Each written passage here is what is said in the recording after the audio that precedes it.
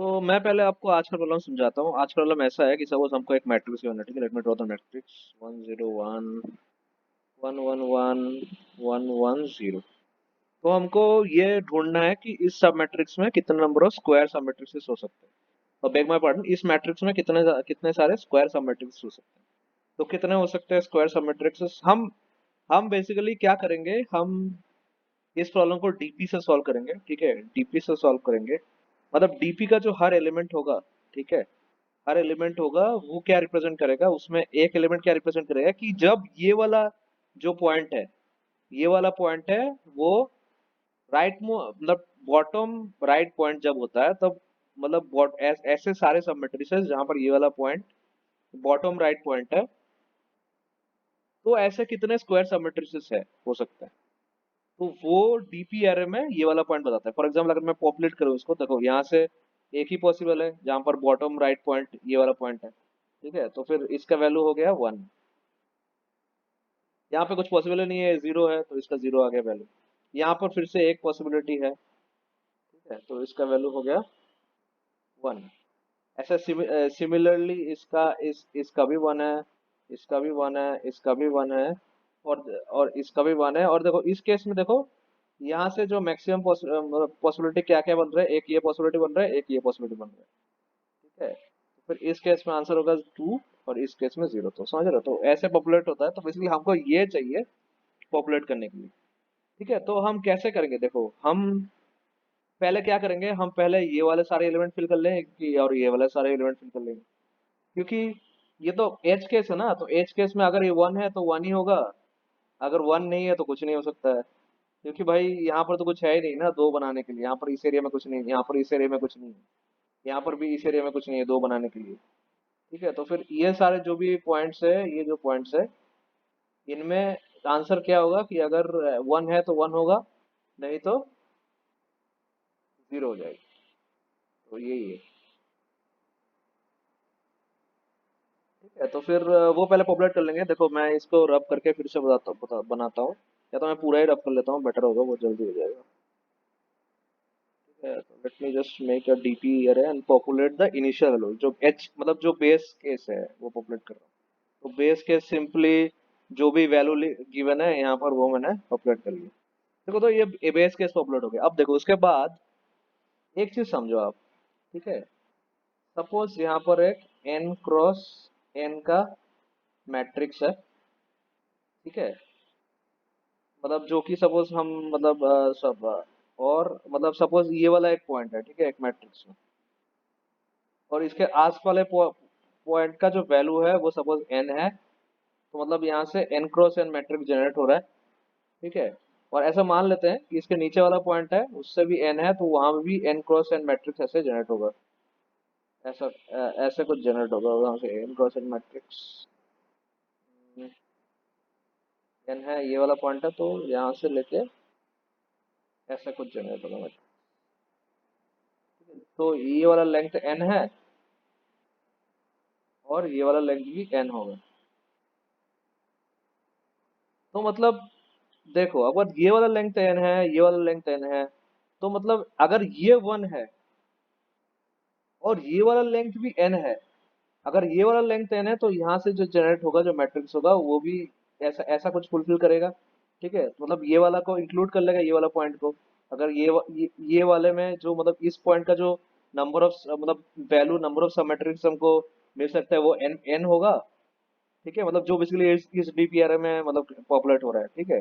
तो फिर ये वाला अगर n होगा तो फिर ये वाला पॉइंट भी आ जाएगा। मैं फिर से बता रहा हूँ, ठीक है, मैं इस पॉइंट को फिर से पूरा बता रहा हूँ। पॉइंट में क्या बताना चाहता हूँ, I think I draw it again. तो देखो हम मैंने दो सब मैट्रिसेस बनाए। एक देखो, ये पॉइंट हमको निकालना है। हम बेसिकली डीपीआर में क्या करते हैं, हम तो पुराने पॉइंट देके निकालते हैं ना। तो हम ऐसे ऐसे रेगुलेट कर रहे हैं, रो बाय रो ऐसे ऐसे जा रहे हैं, ठीक है। तो फिर हम पहले ये वाले सारे पॉइंट, ये वाला पॉइंट भी पहले कर चुके कैलकुलेट, ये वाला पॉइंट भी कर चुके हैं। सपोज इसका वैल्यू n आता है, ठीक है। या तो सपोज इसका इसका वैल्यू n आता है, या तो सम ग्रेटर देन n आता है, और इसका वैल्यू भी एग्जैक्टली इक्वल टू n आ रहा है। तो मतलब ऐसा इसके अराउंड ऐसा एक सब मैट्रिक्स है, इस पॉइंट के अराउंड ऐसा एक सब मैट्रिक्स है जो कि ऐसे जा रहा है जिसका लेंथ यहाँ पर n है, ऐसा कुछ है देखने में। इसका भी लेंथ n है, ऐसा कुछ है। बस ये वाला पॉइंट बच गया है और ये वाला पॉइंट बच गया है। तो अगर ये 1 है तो ये 1 इस वाले पार्ट को फिल कर देगा, ठीक है। और अगर ये वाला भी, अगर ये वाला जो सब मैट्रिक्स है that is also greater than n, तो वहां पर ऐसा एक सब मैट्रिक्स, मतलब ये जो डीपीआर में जो वैल्यू है वो अगर ग्रेटर देन n है, तो यहाँ पर ऐसा एक सब मैट्रिक्स होगा जो कि ऐसा होगा। सपोज मैं उसको ऐसे ऐसे थोड़ा ड्रॉ करता हूँ, ऐसा एक सब मैट्रिक्स होगा उसका, समझ रहे हो? ऐसा सब मैट्रिक्स होगा तो ये पॉइंट को कवर कर लेगा वो।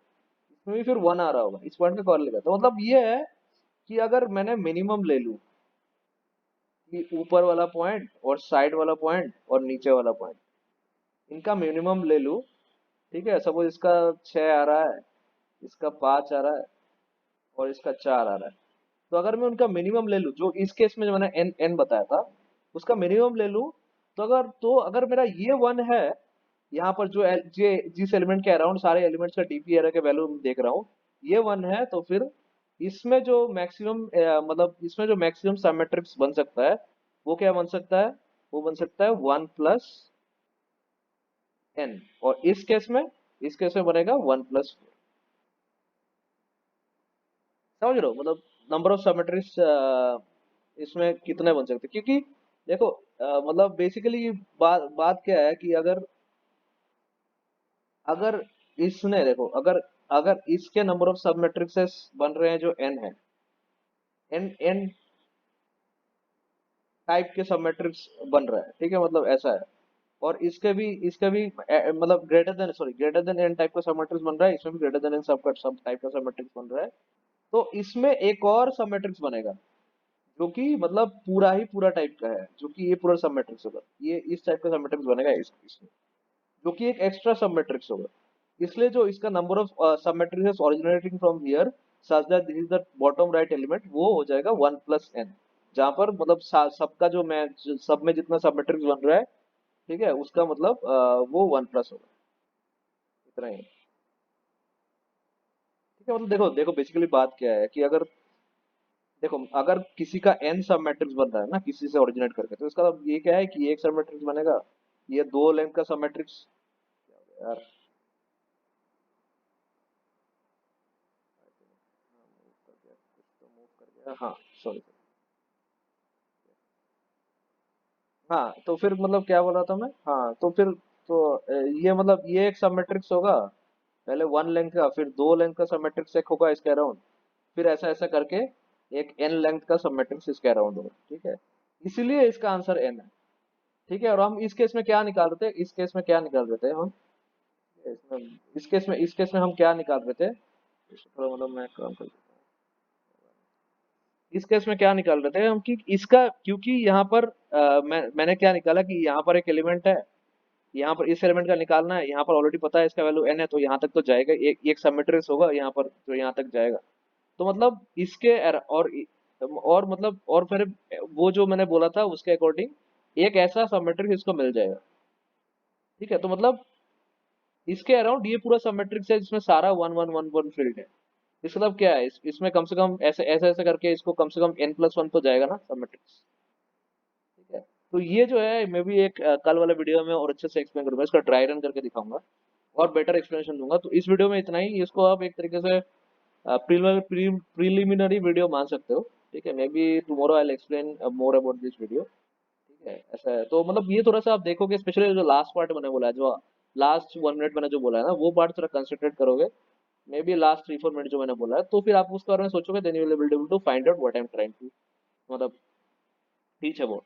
मतलब देखो, जो मतलब बेसिकली मैं फिर से बताता हूँ कि देखो, अगर किसी का वैल्यू n है कि इसके अराउंड n सब मैट्रिक्स बन सकते हैं जिसका बेटम मोस्ट वैल्यू बने, मतलब ये क्या होगा, ये ऐसा होगा यहाँ पर, ऐसा सब मैट्रिक्स, सॉरी बिग मान ऐसा एक सब मैट्रिक्स बनेगा 2 लेंथ का, फिर ऐसे ऐसे करके अप टू n सब मैट्रिक्स बनेगा, ठीक है। और ये पॉइंट देख रहे हैं, ये पॉइंट में भी सपोज n वैल्यू है, ठीक है, तो उसमें भी ऐसा कुछ यहाँ पर एक सब मैट्रिक्स उसको बनेगा। और इसका इसका जो वैल्यू है, जो ये वाला पॉइंट था इसके, ठीक है, जो इस वाला इसके करस्पॉन्डिंग ये वाला पॉइंट है, अगर इसका n + 1 भी है, तो कम से कम n वाला सब मैट्रिक्स तो उसका रहेगा ना कम से कम। तो फिर यहाँ भी उसका एक सब मैट्रिक्स बनेगा, ठीक है। तो फिर अगर ये वाला भी पॉइंट अगर 1 है, तो ये इसको पूरा ही एक n+1 का सब मैट्रिक्स बनेगा। n+1 सब मैट्रिक्स इसका बनता है। समझ रहे हो? ये थोड़ा सा मतलब समझने का है, ठीक है। मैं फिर से समझाता हूँ। आई थिंक देखो, ये उसका सब मैट्रिक्स बना, ये पॉइंट हम कंसिडर कर रहे हैं, ठीक है। ये इसका सपोज मान लो इसका लेंथ n है, ये वाला जो a है, ये a का लेंथ n है सब मैट्रिक्स का, ठीक है। ऐसा सपोज b भी बना, सपोज b का ग्रेटर देन n है सब मैट्रिक्स, लेकिन b में तो n तो रहेगा। तो अगर b में बनाऊं तो मैं तो मतलब इस पॉइंट के अराउंड बनाऊं, तो फिर ऐसा कुछ एक सब मैट्रिक्स उसका बनेगा, ठीक है। ऐसा बनेगा एक सब मैट्रिक्स, ठीक है। ये तो ये तो इस पॉइंट का बन गया।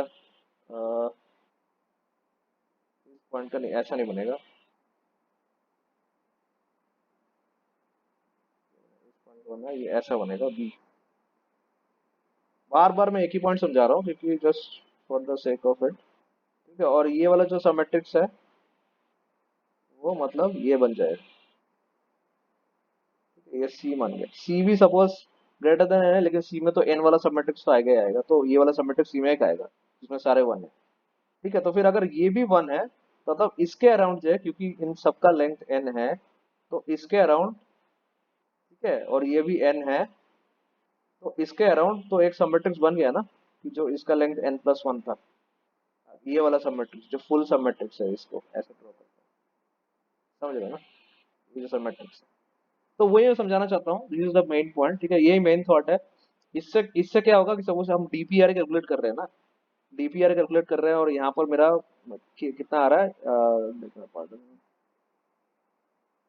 यहाँ पर सर डीपीआर कैलकुलेट कर रहे हैं, यहाँ पर मेरा 2 आ गया, इसमें 3 है और इसमें 1 है, ठीक है। तो हम क्या करेंगे, मिनिमम जो है जो कि 1 है +1 हो जाएगा, तो इतना नंबर ऑफ सब मैट्रिसेस यानी कि 2, तो इस ये वाला जो है ये 2 हो जाएगा नंबर ऑफ सब मैट्रिक्स।